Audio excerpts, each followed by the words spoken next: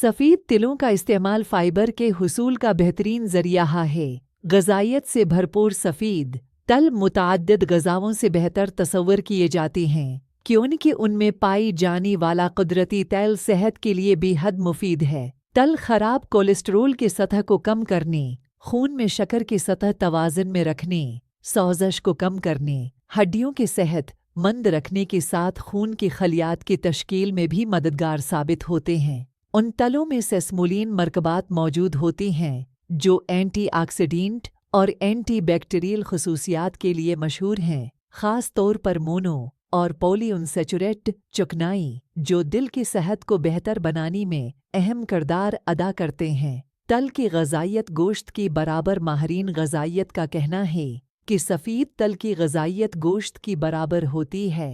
ये तल ग़िज़ाई अज्जा और रोगन से भरपूर होती हैं क्योंकि उनमें गोश्त की बराबर प्रोटीन पाया जाता है और उन्हें दुआ का दर्जा भी हासिल है। ये न सिर्फ गर्मी और तवानाई पैदा करती हैं बल्कि बालों और जल्द की सेहत के लिए भी बहुत मुफीद होती हैं। रोज़ाना की खुराक में सफ़ेद तलों का इस्तेमाल हड्डियों की मजबूती के साथ हाज़मे की बेहतरी और मजमूई तौर पर ग़िज़ाई अज्जा की मिक़दार हासिल करने में मुआविन साबित हो सकता है।